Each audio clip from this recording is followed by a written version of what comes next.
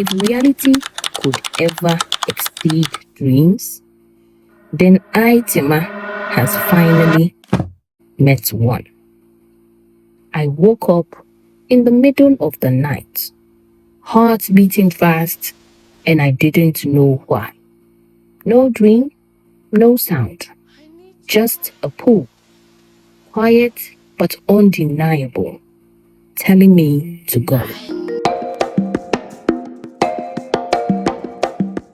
I was back home in Kumasi for the holidays, trying to balance university work with selling palm oil to help my parents. I wanted to be a historian, someone who kept our people's stories alive. I loved learning about the past, but I never imagined the past would come looking for me. That week, I attended Akweside for the first time, the great Asante festival that honors the ancestors. The air felt thick with old power, like something ancient was waking up inside me.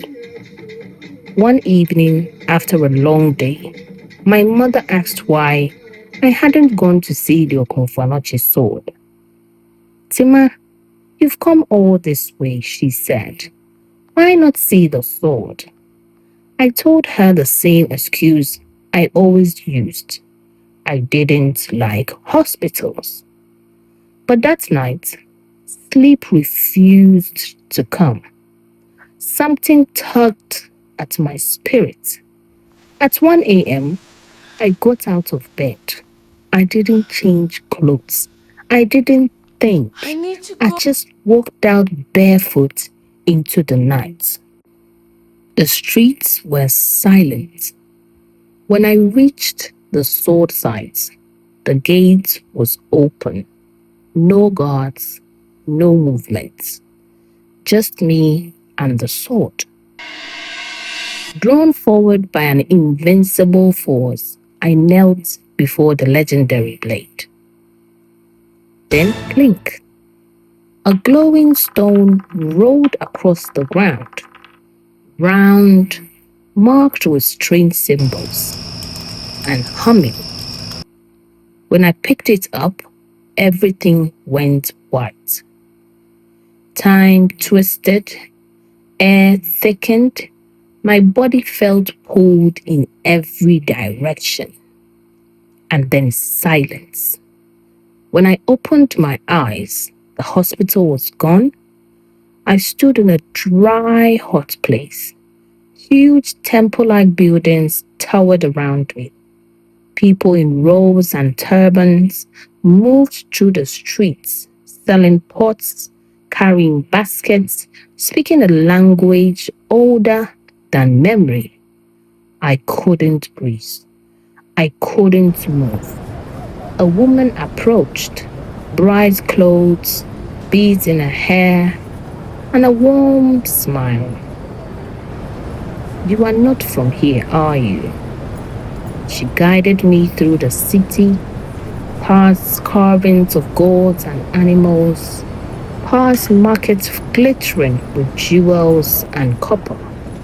It felt like stepping into a storybook. In a courtyard, people gathered around a stone covered in markings, just like the one I found. This is how we record our stories, she said. We Sumerians believe in writing. I had read about Mesopotamia before, but now I was standing in it. Later, she led me to a temple of Inanna. Tall walls, flickering lights, priests chanting.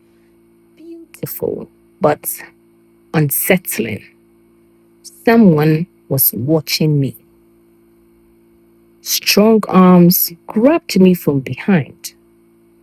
When I turned, my breath stopped. She looked exactly like my grandmother Ya Abrefi. Where have you been? She asked softly. Come, let's go home. I stepped back. Who are you? She sighed. Not again. Your mother told me stories about you. I never believed them until now. My mother? I don't understand. Why are we here? She held my hand. You must forgive your mother. You know you're the only daughter to your father. We must protect you.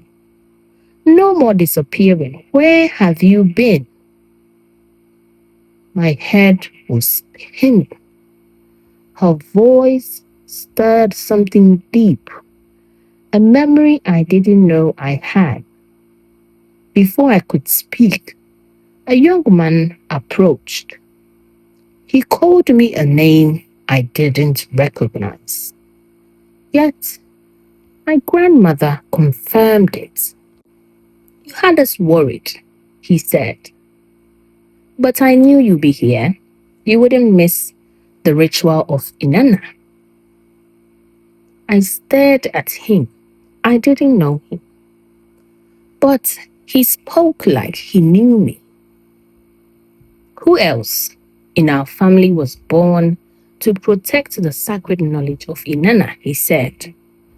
Mother has been sick since you fell unconscious. And 2 days ago, you vanished?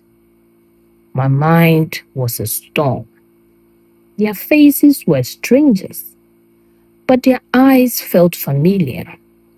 Warmth stirred in my chest, like my soul knew what my memory didn't. He leaned close. Traveling through time again, he whispered. Don't worry, when you see Mother, the memories will return. Okay. They call me Onata now.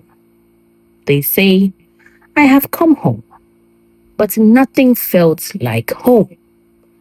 Not the faces, not the house, yet my hands knew things my mind didn't.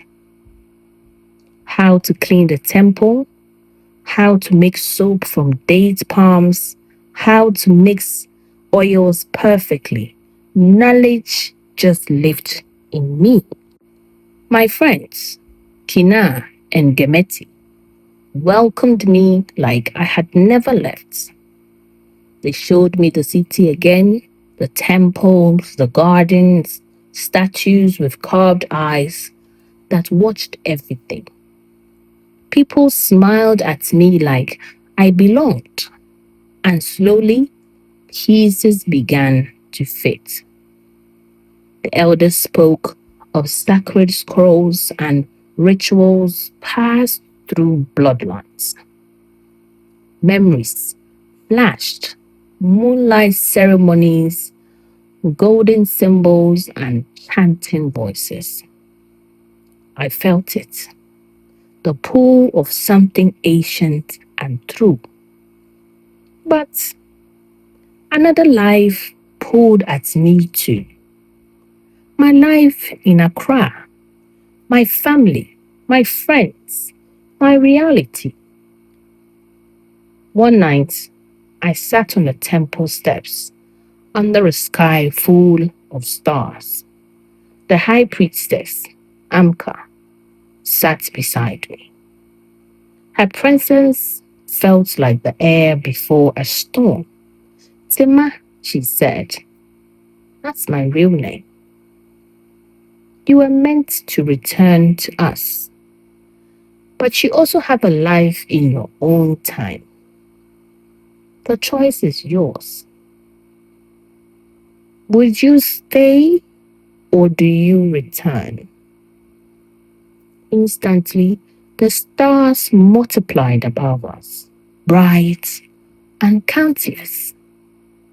I didn't know what the future held, but I knew I was part of something bigger than I ever imagined. So I replied, I will carry this with me wherever I go. Amka smiled and said, "Then you are ready for whatever comes next." And yes, I believed her. Because when destiny calls, it rarely speaks in a language you recognize, but your soul understands long before your mind does.